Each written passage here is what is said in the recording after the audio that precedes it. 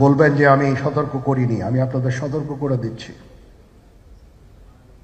আপনারা যদি নিজেদের মধ্যে ভেদাভেদ ভুলে একসাথে কাজ না করতে পারেন, নিজেরা যদি কাদা ছোড়াছুড়ি করেন, মারামারি কাটাকাটি করেন, এই দেশ এবং জাতির স্বাধীনতা সার্বভৌমত্ব বিপন্ন হবে। আমি আজকে বলে দিলাম, নাইলে আপনারা বলবেন যে আমি আপনাদের সতর্ক করিনি। আমি সতর্ক করে দিচ্ছি আপনাদের। আমার অন্য কোনো আকাঙ্ক্ষা নাই, আমার একটাই আকাঙ্ক্ষা, দেশ এবং জাতিটাকে একটা সুন্দর জায়গায় রেখে ছুটি করা। I had enough. Was last 7-8 months I had enough. আমি চাই দেশ এবং জাতিকে একটা সুন্দর জায়গায় রেখে আমরা সেনানিবাসে ফেরত আসবো। আরেকটা জরুরি বিষয় যেটা আমি ভাবলাম যে আপনাদের সাথে আমি শেয়ার করি। দেশের এই আইন শৃঙ্খলা পরিস্থিতি খারাপের পিছনে কিছু কারণ আছে। প্রথম কারণটা হচ্ছে যে আমরা নিজেরা হানাহানির মধ্যে ব্যস্ত, একজন আরেকজনের বিরুদ্ধে বিষোদ্গারে ব্যস্ত। এটা একটা চমৎকার সুযোগ অপরাধীদের জন্য। যেহেতু আমরা একটা অরাজক পরিস্থিতির মধ্যে বিরাজ করছি, তারা খুব ভালোভাবেই জানে যে এই সময়ে যদি এই সমস্ত অপরাধ করা যায় তাহলে এখান থেকে পরিত্রাণ পাওয়া সম্ভব। সেই কারণে এই অপরাধগুলো হচ্ছে। আমরা যদি সংগঠিত থাকি, একত্রিত থাকি, তাহলে অবশ্যই এটা সম্মিলিতভাবে মোকাবেলা করা সম্ভব হবে। Police, RAB, BGB, PGFI, NSI এগুলো দেশের জন্য অত্যন্ত গুরুত্বপূর্ণ কাজ করেছে অতীতে। খারাপ কাজের সাথে অসংখ্য ভালো কাজ করেছে। আজকে যে দেশের স্থিতিশীলতা, দেশটাকে যে এত বছর স্থিতিশীল রাখা হয়েছে, এটার কারণ হচ্ছে এই সশস্ত্র বাহিনীর বহু সেনা সদস্য, সিভিলিয়ান সবাই মিলে এই অর্গানাইজেশনগুলোকে, অসামরিক, সামরিক সবাই মিলে এই অর্গানাইজেশনগুলোকে এফেক্টিভ রেখেছে। সেই জন্য আজকে সুন্দর, এতদিন ধরে আমরা একটা সুন্দর পরিবেশ পেয়েছি।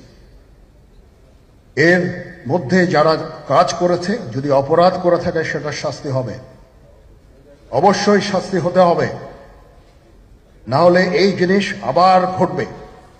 আমরা সেটাকে বন্ধ করতে চাই চিরতরে, কিন্তু তার আগে মনে রাখতে হবে আমরা এমনভাবে কাজটা করব এই সমস্ত অর্গানাইজেশনগুলো যেন আন্ডারমাইন না হয়।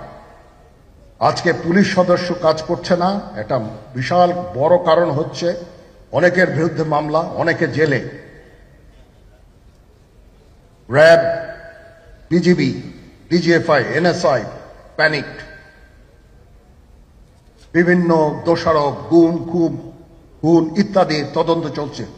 অবশ্যই তদন্ত হবে, দোষীদের বিচারের আওতায় আনতে হবে।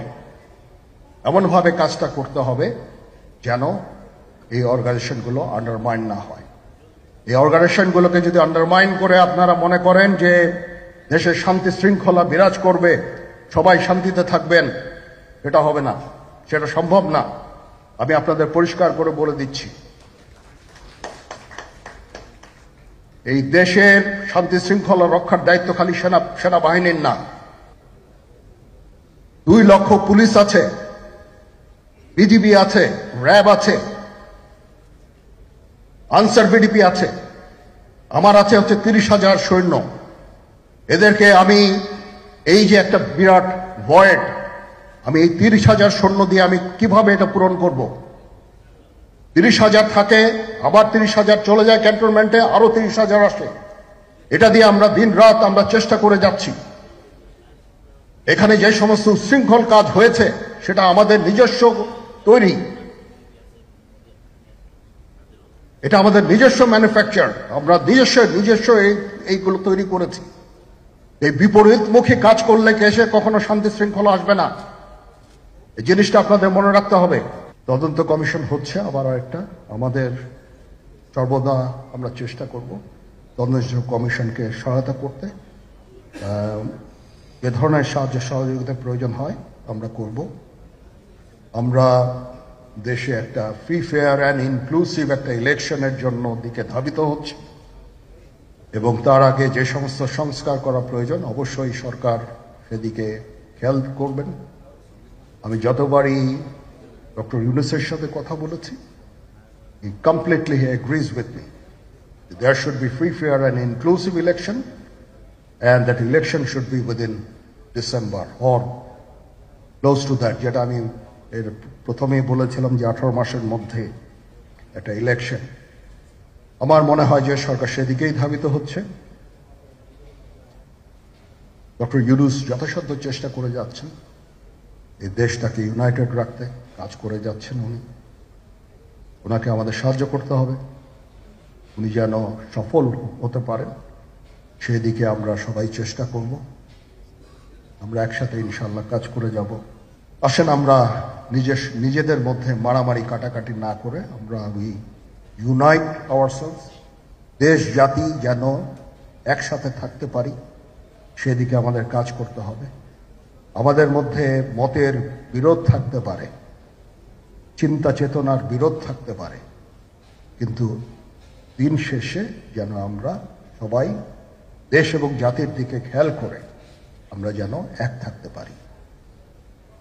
তাহলে এই দেশটা উন্নত হবে, এই দেশটা সঠিক পথে পরিচালিত হবে। না হলে আমরা আরো সমস্যার মধ্যে পড়তে যাব। বিশ্বাস করেন, we don't want to head, ওইদিকে আমরা যেতে চাই না। আমি আপনাদের সতর্ক করে দিচ্ছি। পরে বলবেন যে আমি সতর্ক করিনি, আমি আপনাদের সতর্ক করে দিচ্ছি।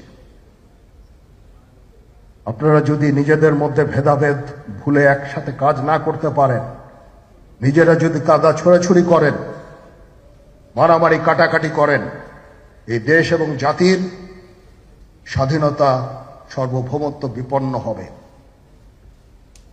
আমি আজকে বলে দিলাম, নাইলে আপনারা বলবেন যে আমি আপনাদের সতর্ক করিনি। আমি সতর্ক করে দিচ্ছি আপনাদের। এই দেশ সুখে শান্তিতে থাকতে চাই, আমরা চাই না হানাহানি কাটাকাটি মারামারি। সেই উদ্দেশ্যে আমি কাজ করে যাচ্ছি, আমরা কাজ করে যাচ্ছি। আমাদের সেনাবাহিনীর প্রতি আক্রমণ করেন না। একটা কমন জিনিস আমি দেখতে পাচ্ছি, সেনাবাহিনী এবং সেনা প্রধানের প্রতি বিদ্বেষ কারো কারো। কি কারণে আজ পর্যন্ত আমি এটা খুঁজে পাইনি। আমরা হচ্ছে একমাত্র ফোর্স যেটা আপনাদের জন্য কাজ করে যাচ্ছি, দাঁড়িয়ে আছি প্ল্যাটফর্মে। Of course navy and air force, navy chief আবার মন খারাপ করে করছে, navy air force all, we all আমাদেরকে সাহায্য করেন, আমাদেরকে আক্রমণ করেন না, আমাদেরকে অনুপ্রাণিত করেন, আমাদেরকে উপদেশ দেন।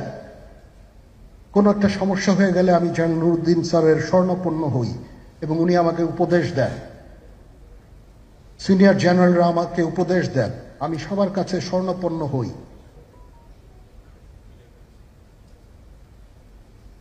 আমাদের প্রতি আক্রমণ করেন না, উপদেশ দেন। আমরা অবশ্যই ভালো উপদেশ গ্রহণ করব।